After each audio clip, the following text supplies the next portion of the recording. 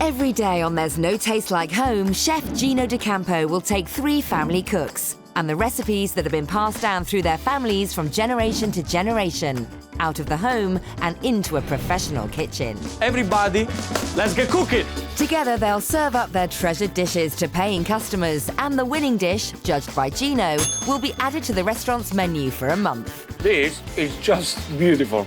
Oh. To prove That there is no taste like home. On today's show, a stunning wartime recipe for trout that was much loved by one strict matriarch in the Peak District. She was never mum, and she was never mummy. She was always mother. A British Sunday roast with a delicious twist that's been a long-held tradition for one Chesterfield family. It's been with us for coming up 5 generations now. The big twist in this is that it's buffalo. And a hearty broth that was as popular in the coal pits of Ayrshire as it is in the industrial northeast. It was my Gran Reed's flagship dish, I suppose. She wouldn't buy anything. She used to make everything. She was an amazing woman.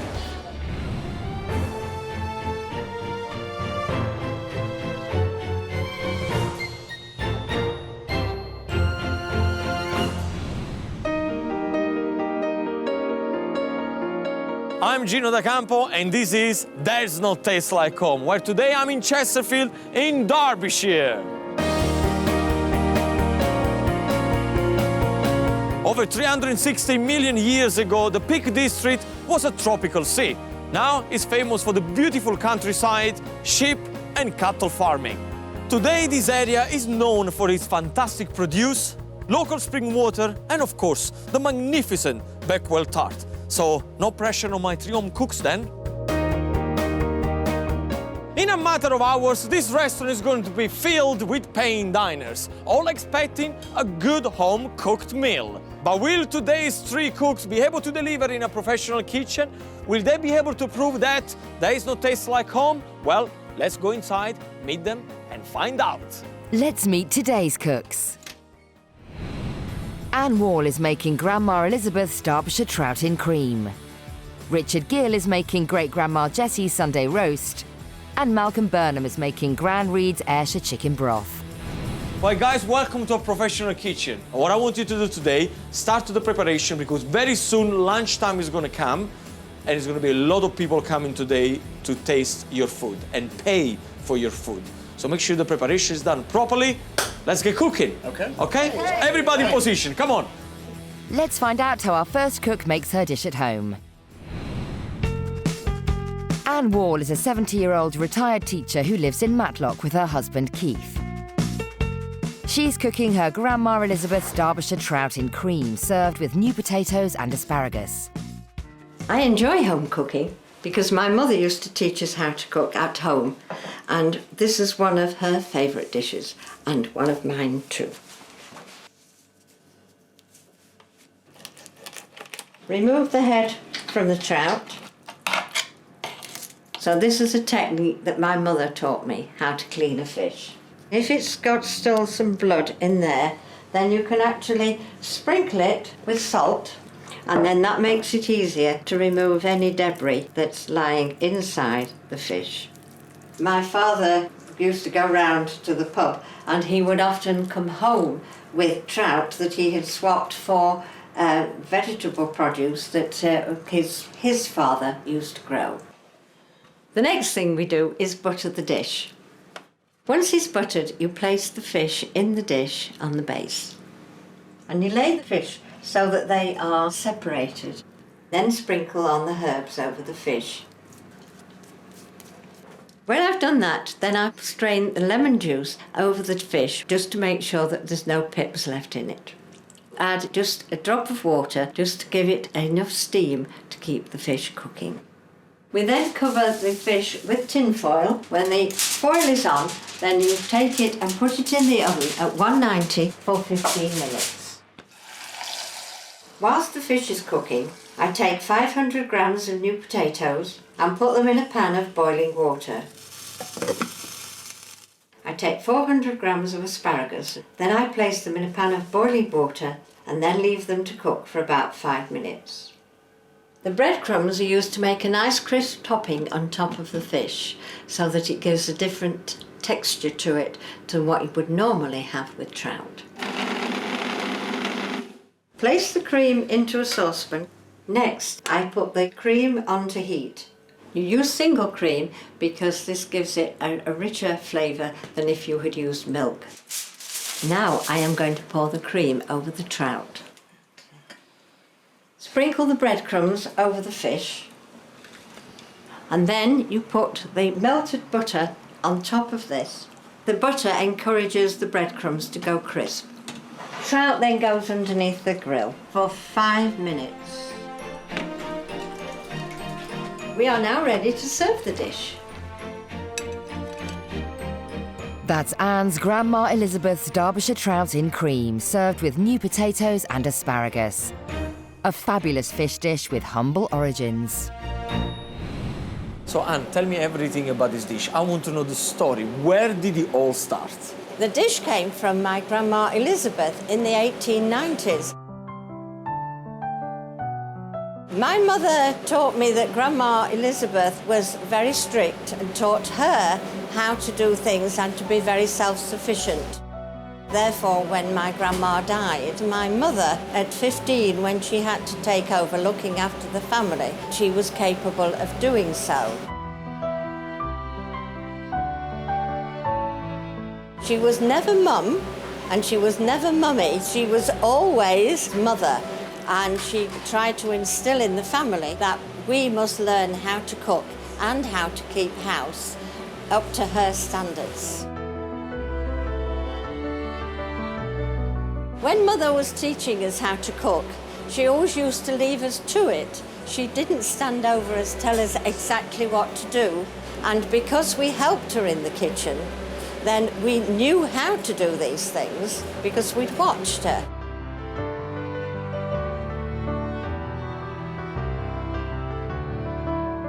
During the war, I remember she always cooked this recipe.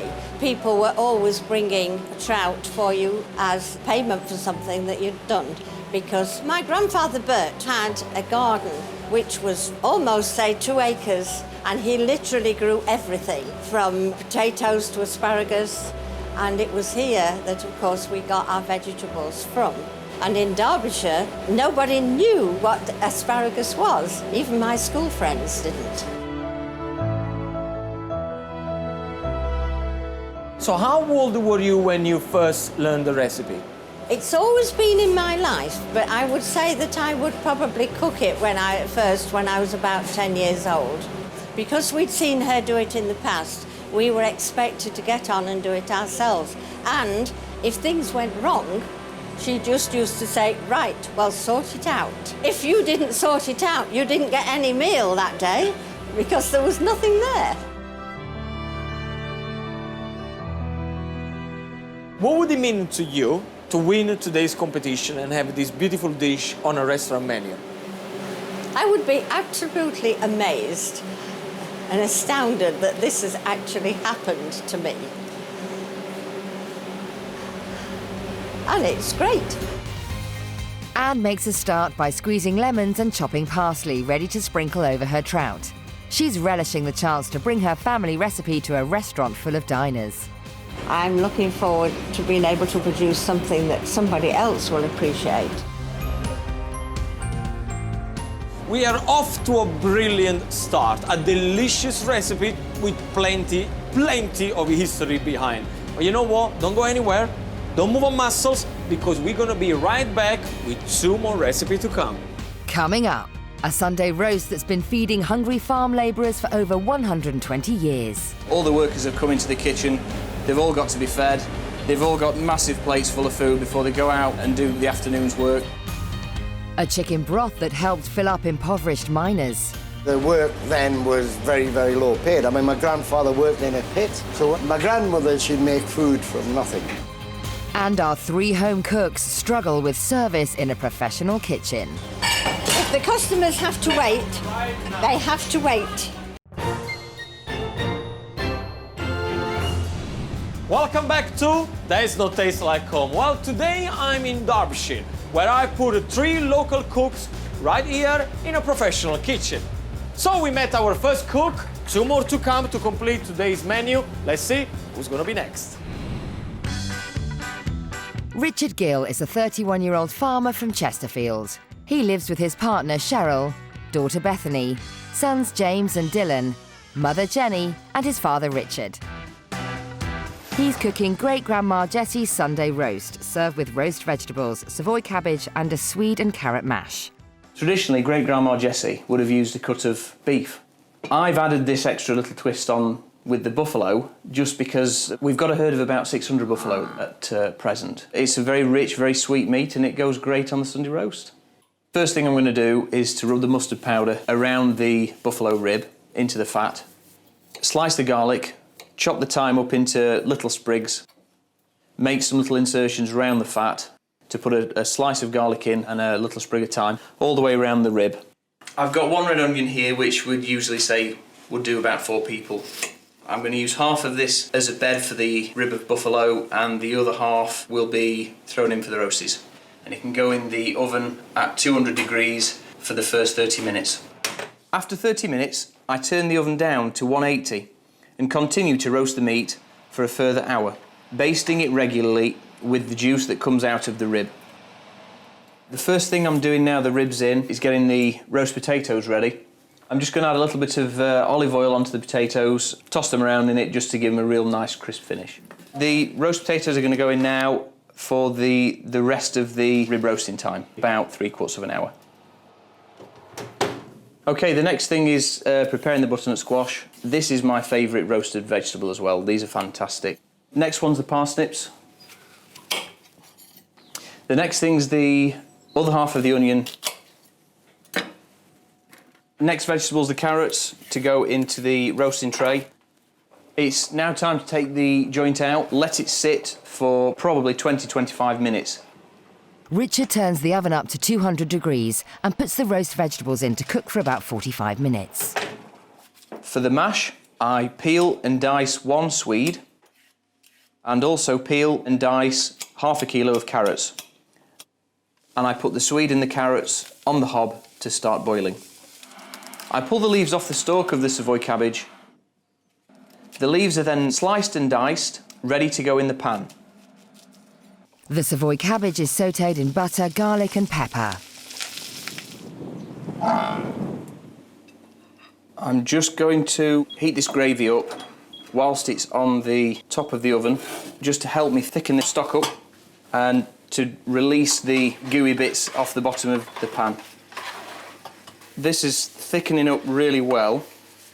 Finally, Richard takes the swede and carrot and part mashes it to give it some texture. Right, everything's done now. We're ready to serve up. That's Richard's great-grandma Jessie Sunday roast, served with roast vegetables, Savoy cabbage and a swede and carrot mash. This mouth-watering dish has been in his family for generations. So Richard, tell me the story behind this dish. The dish came from great-grandma Jessie. Great-grandma Jessie came to the farm where I still live now in 1938, which is when the dairy herd really started. My grandma and granddad, Richard and Kate, took that farm on.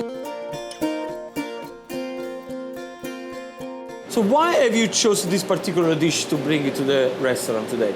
It's something that I remember for the whole of my life. It's something that my dad remembers for the whole of his, and you know, it just spans back for as long as we can remember.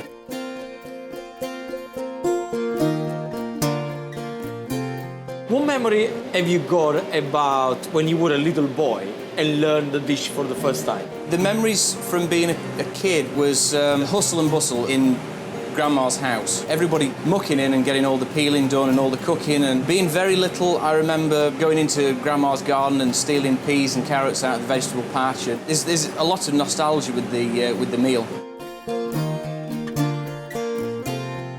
They really established the Sunday roast for me as being the heart of the family, and the kitchen's always been the hub of the farm and the family, really.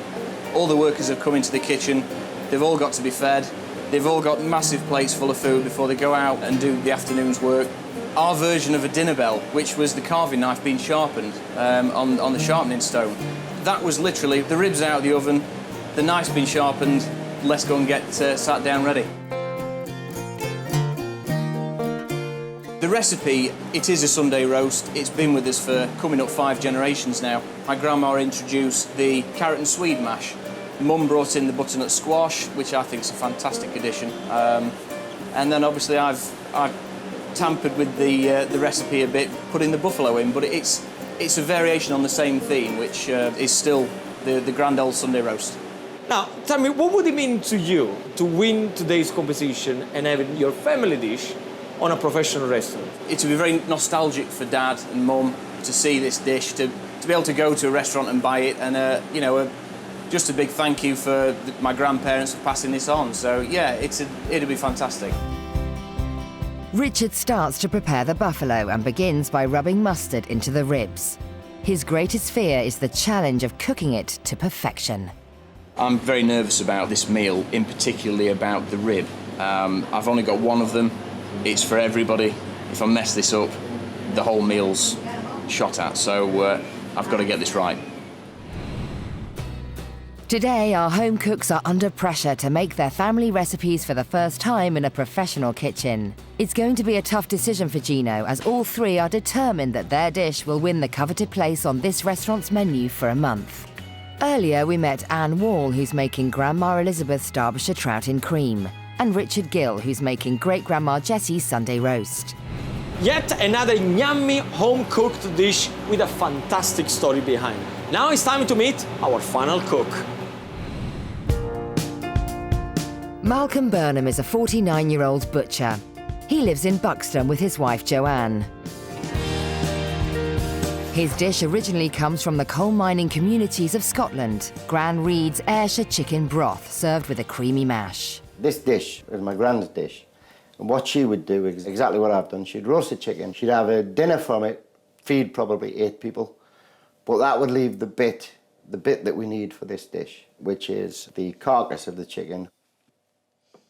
Might not be the most attractive thing in the world, but it is the best bit because it's got the bones and that's what gives you the really rich stock. What we're going to do now is I'm going to put it on to a high heat to get it boiling, and then I'm going to simmer it for 45 minutes and then strain it. While that takes shape, what I'm going to do is start prepping the veg, rough chopping this onion.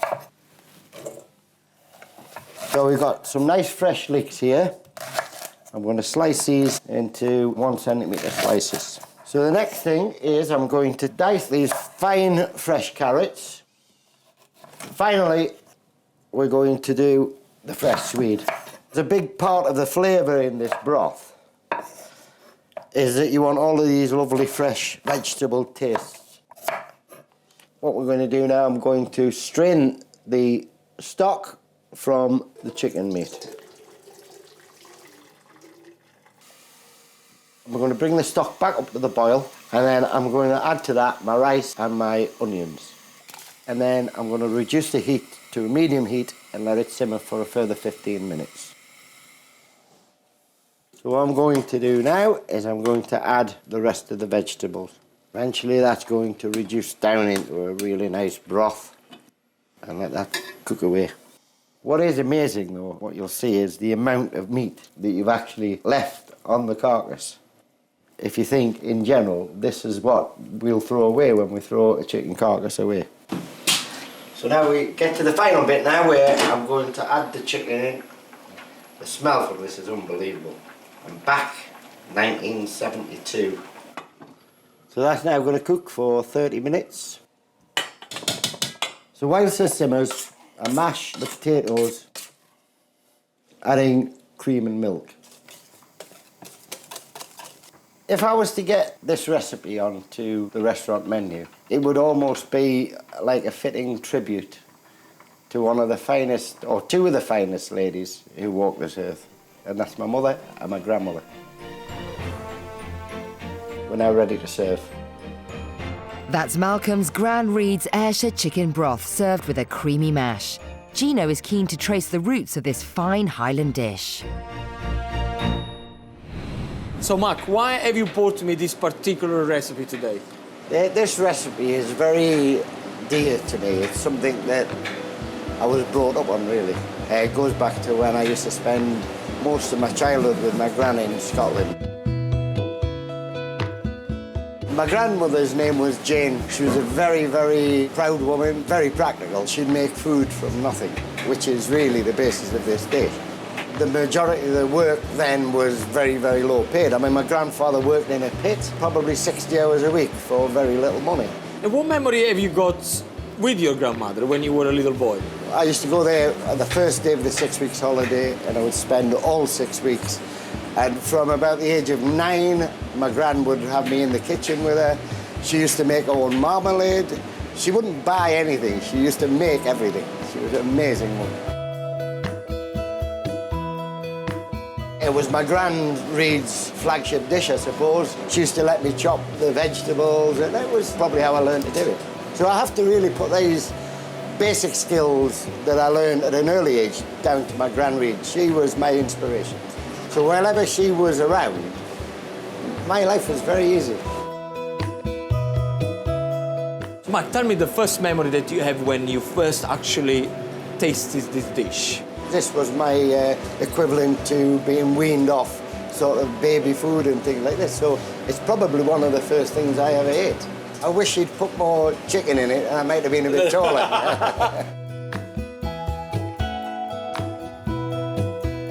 Did you learn the dish from your mother or the grandmother? I learned some of the dish from my grandmother. I learned the majority of it from my mother. My mother was from here and she moved to the northeast, to Newcastle, which is where my father George was from. When is the first time you actually cooked this dish? Properly, I would say probably at the age of 13, 14. My father actually said it was better than my mother's, which is... No way. Oh, yeah. He said so, but my dad, I was the apple of my dad's eye, so again. Mark, what would it mean to you to win today's competition? I would just feel so proud. I mean, this is a long family tradition, this dish. And I like to think, obviously, that I'm the best in our family to do it. So if this is no good for the people who are going to be buying it today, I'm going to feel as if I've let the side down. Malcolm gets on with stripping the chicken and peeling the vegetables for his broth. But the enormity of the challenge ahead has just hit him. I do wish my gran was here because I've just realised that I'm cooking for the first time in my life for people who are actually going to be paying for this. Soon our chefs will be serving up their family favourites to a busy dining room. But before that, there's still lots of work to do in the kitchen. Anne has put the trout in the oven and is turning her attention to the breadcrumb coating. But will she be ready on time? I am panicking. Have I done this in time, or I run short of time? Richard is cutting and peeling his parsnips and carrots before he roasts them, but he's still worried about the meat. I'm just worried that the meat's going to either be too well done or not well done enough. It's just a real guessing game, so that's my main worry. Malcolm is keeping a careful eye on his broth, but his nerves are rock steady. Quietly confident, because what can go wrong? Service is fast approaching and very soon this restaurant is going to be filled with hungry diners, all expecting good quality food. So join me next as my cooks gear up for lunch. Will they be ready? I really don't know, but I hope so. Coming up, our cooks get to grips with the intensity of service. Richard, we're all waiting for you, my friend. And Gino gets tough as he pushes for perfection. Remember, this is your family dish, so please push. Push because people are waiting outside. Starting to warm up a bit, yeah. Welcome back to There's No Taste Like Home, where today I'm in Derbyshire to prove that home-cooked food definitely deserves a place on this restaurant menu. My 3 home cooks are racing against the clock as they're preparing their family favorite foods for lunchtime. Are they going to make it? Well, I'm gonna go to the kitchen and check, and while I do that, let's remind ourselves what's on the menu today. Anne Wall is making Grandma Elizabeth's Derbyshire trout in cream, a humble wartime recipe originating from the early 1900s, when villagers swapped ingredients to create affordable new recipes. My father would often come home with trout that he had swapped for vegetable produce that his father used to grow. Richard Gill is making Great-Grandma Jessie's Sunday roast, a traditional dish which has been passed down 5 farming generations. But it now has a unique twist. Traditionally, Great-Grandma Jessie would have used a cut of beef. I've added this extra little twist on with the buffalo just because we've got a herd of about 600 buffalo at present.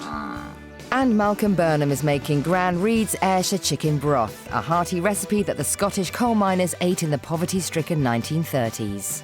If I was to get this recipe onto the restaurant menu, it would almost be like a fitting tribute to one of the finest, or two of the finest ladies who walk this earth.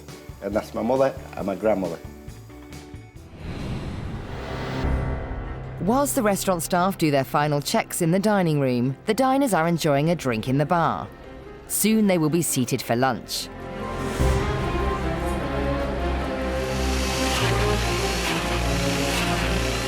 Back in the kitchen, it's the final push for our cooks.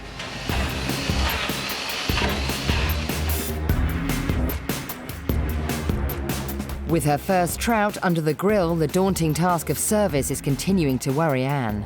It's just remembering what you've got to put on the plate when you're serving it and which garnish goes with which, so every plate looks more or less the same. To his relief, Richard's buffalo is finally cooked, but now he has the difficulty of putting together a complex dish to order. I'm getting nervous now. I'm just hoping everything goes out as it should be. The buffalo's come out really well, so it's just a matter of trying to gauge how many people's going to order at once. And as the clock ticks down to service, overconfident Malcolm may have prepared everything too soon. I'm a bit concerned. My mash is going cold, and if what I'm doing now doesn't work, I'm going to have to rethink my strategy. And how are we doing? We're fine. Everything all right? Yes, but everything's fine. I'm just getting the garnish ready to put on the plate. So is everything under control? You got everything that you need done? Yep, You sure? I am quite sure. You're Everything quite is sure? done. The Yes. trout is ready to go? The clock is ready, and when those go in there, so am I. Richard, my friend, how things are going? Very well, very well. We've just got I've got the garlic cooking in the butter. We've got a little bit of honey for the parsnips, so it's all going to plan. Yeah. Anything that it could go wrong? Please say nothing, Gino. Nothing, Gino. It's all gone perfect. Yeah. It's all going perfect. Yeah. Rock and roll, my friend. Great. Get on Cheers. with it. Thank Get on you. with it. Hey, how you doing, man? You look too relaxed to me. What's going on here? Everything's done. I've got my mash ready. I've got my broth ready. So everything is all right? Relaxing? But I'm thinking about helping my friends. Are you want to try to help down I there? think so. I'm just Can having I give you a look. little tip? Yeah. The room out there Yeah. is full of diners. Yeah. All right? So I don't want to put pressure on you, but please, before you start helping everybody else, make sure for me, 100% everything is going to be ready. I will. Would you do that for me? I will do that All for right? you, Jimmy. Will you do that for me? No problem. Finally, it's lunchtime and the restaurant opens to a hungry clientele. This popular restaurant in Derbyshire is full of local diners who are expecting nothing but the best from our 3 home cooks. They all look very, very interesting. I'm particularly sort of interested actually in Great-Grandma Jessie's Sunday roast. Thank you. The trout looks great for me as a non-meat eater. It looks really fresh, sounds delightful, and hopefully everything I'm looking for. Sticking the whole chicken into the chicken broth reminds me of my childhood. I can still smell that pan full of vegetables and everything else. Whilst the diners eagerly await their lunch, Gino prepares to run the pass during service. As head chef, he will be responsible for the quality and presentation of the dishes before they leave the kitchen. So he must taste test each one of them before service can begin. First up, it's Anne Wall's Grandma Elizabeth's Derbyshire trout in cream. The trout looks all beautiful and flaky. We've got a nice crispiness on top.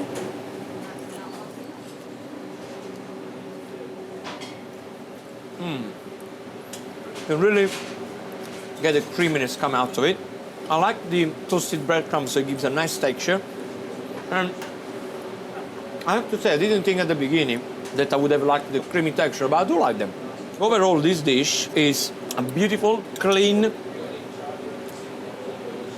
and tasty dish. I love it. I like the trout. Next, it's Richard Gill's great-grandma Jessie's Sunday roast. You know what? Sunday roast, what do I want? This. So I'm gonna go straight for the buffalo. Very tender. Richard got this one cooked absolutely spot on. Well, excellent. The flavor of the meat is unbelievable. Really tender, flaky, sweet. Cabbage.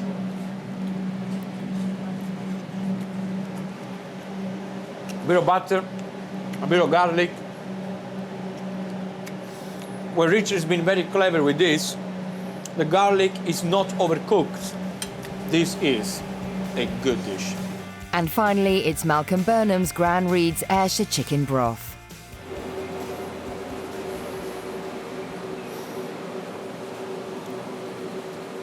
This is something different.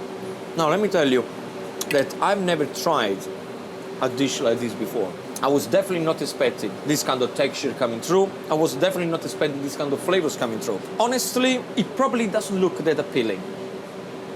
But then on the other side of the coin, this is a well-delivered dish. I can feel all the vegetable going there into my mouth, absolutely beautiful. You can really get the chicken flavor going in. This is what food is all about, really. Minimum effort, maximum satisfaction. Simple as that. Whilst the cooks get ready for service, out in the dining room, some very special guests have arrived.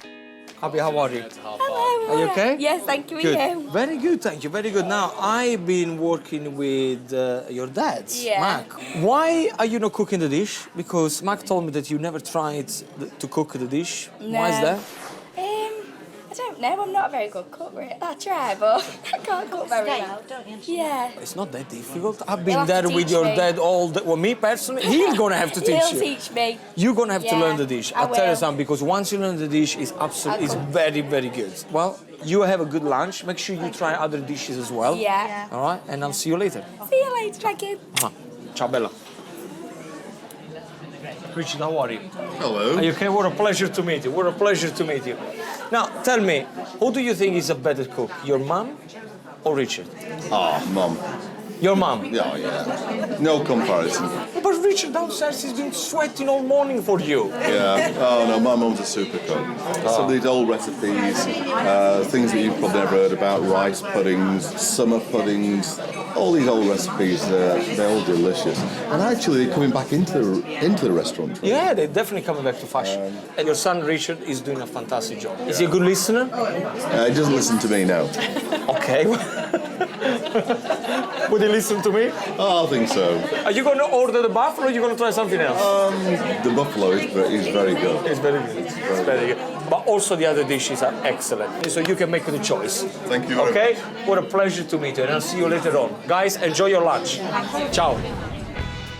The prize for our cooks today is the honour of having their dish go on this restaurant's menu for a month. Gino will have the tough task of choosing the winner.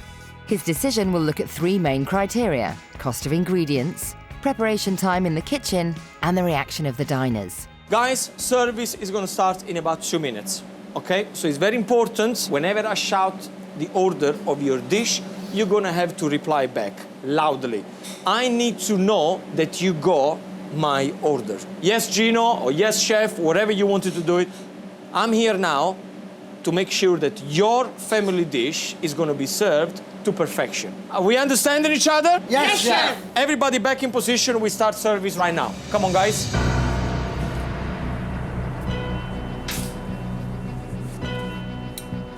You ready to order, ladies? I'm going for the Derbyshire trout. Okay, guys, let's battle commence. Can I have 2 broth, Yes, chef. 3 roasts, 1 trout? Yes, chef. With service underway, the orders come in thick and fast. Can I have 2 broth? Okay, I need 2 more roast, 1 more trout.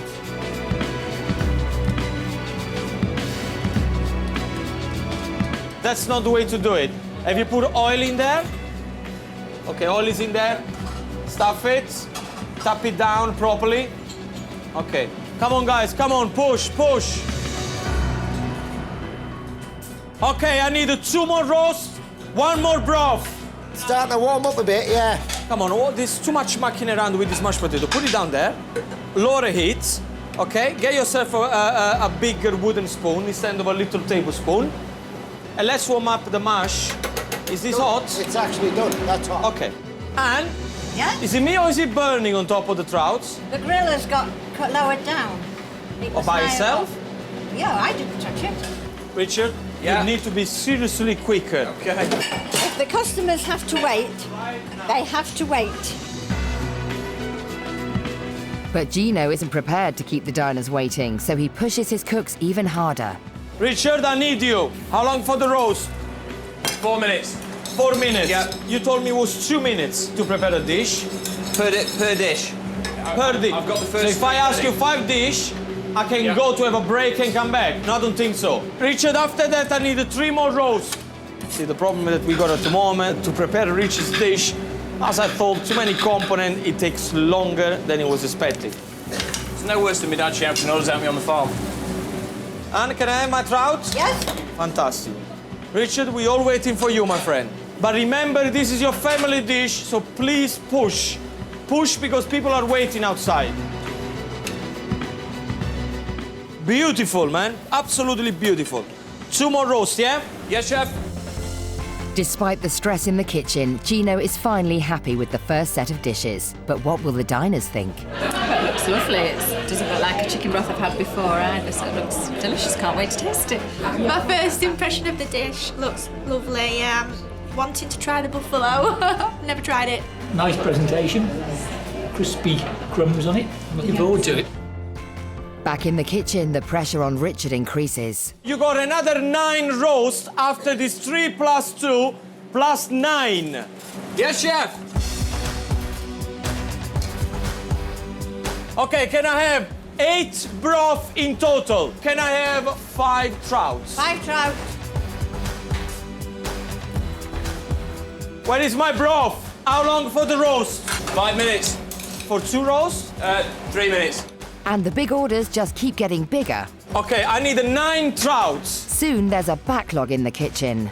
All 3 cooks are feeling the pressure, but Gino is concerned that Richard is starting to fall too far behind. Mac, go to help Richard on the other side. Oh, very nice. Look at that. Come on, I need 2 more roasts, 2 more trouts after this one, Anne. Richard, Yeah. keep smiling and hurry up. There's too many orders coming through.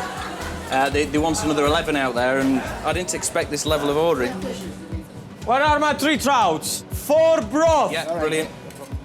Richard, how long for the roast?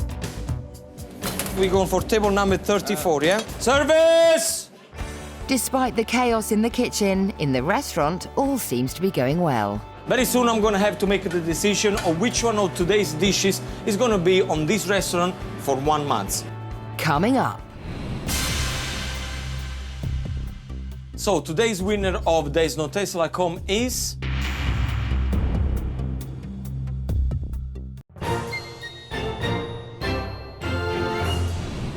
Richard, are you with me? Yeah. Come on, 2 more roasts, 1 more broth. Chef Gino D'Acampo is on a mission to prove there's no taste like home. Richard, I need 3 more roasts. Can I have another 2 trout, Anne? Yes, you may. He's found 3 home cooks with 3 historic family recipes, and together they've taken over a restaurant in Derbyshire. It's full to capacity, and as a result, the kitchen has been inundated with orders. But our 3 home cooks have risen to the challenge. Very nice. Can I have another 2?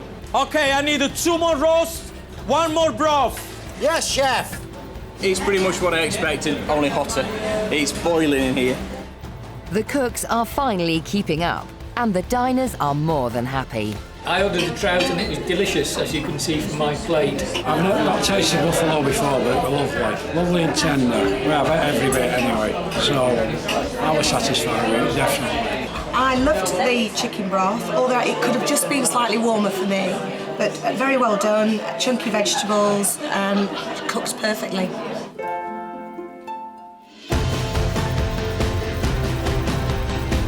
Can I have 3 more broth? And I need 2 trout. Yes, chef. Richard, after that I need 3 more rolls. Yes, chef? Service is nearly over and the cooks are all hoping Gino will choose their dish as the winner and secure a place on this restaurant's menu for a month. Okay, guys, we have the last order. 3 trouts, 1 broth. Okay, the last 2 trouts. And this is the last table, table number 25. So, service is over. Well done, guys. Yeah, fantastic. How do you feel? Well done, well done, well done, well done. Poor Richard. Tell me, how do you feel? A great challenge. It's just so hot. It's really, hot, really hot in here, yeah. Well, guys, you did an amazing job. The dishes, they were cold, nice and clean, on time. Now there is one more thing to do. Clean up the kitchen. With service over, our cooks have done all they can to secure their dish a place on the restaurant's menu for a month.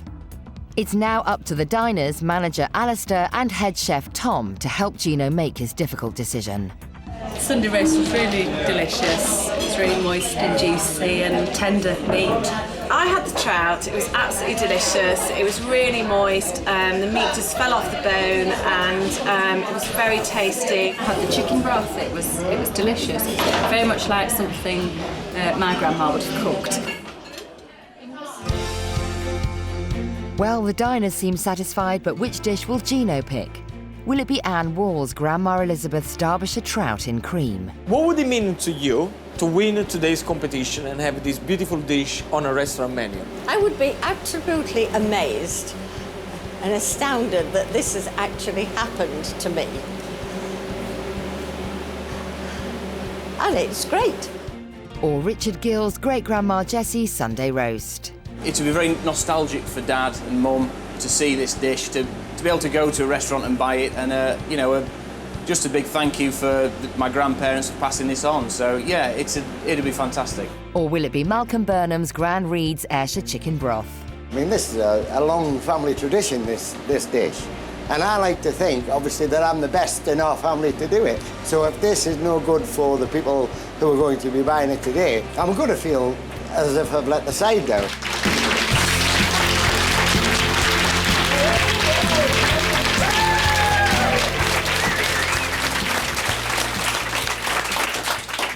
So, how do you feel?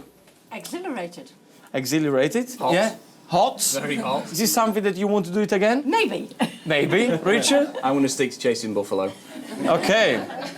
Now, let me tell you, I had a really wonderful day with you guys. Mac, you came in today, you were very chill out during the day. I like your style, you were the coolest one by far. Thank you. To be honest with you, it didn't really look, beautiful to me. But then when I tasted it, I thought, forget about what it looks like. I mean, this is great. This is what a home cook should be about. And you didn't listen to a word of what I said today. You really went off to do your own thing. And I loved that. During service, you were very, very sharp. It was good. You done a very good job. Richard, the buffalo. Definitely you had a problem during service because you had about 6 or 7 components to put together. Yeah. At some point, Mark is going, had to come and save you because you were well behind. Yep. But what I liked about you, that you didn't give up. So, 3 beautiful dishes.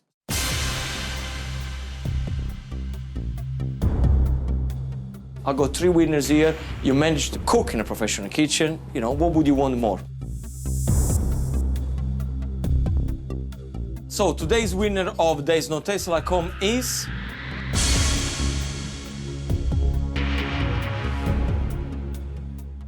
Richard and the roasted buffalo. Come here. Come here, man.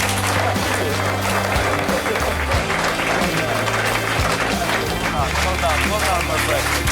And he's the winner! Well done. This is for you.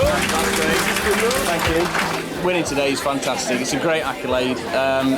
It's really nostalgic for me to look at a meal that's now on the menu that is coming towards the 5th generation of inheritance, so I can't wait to teach it to my kids.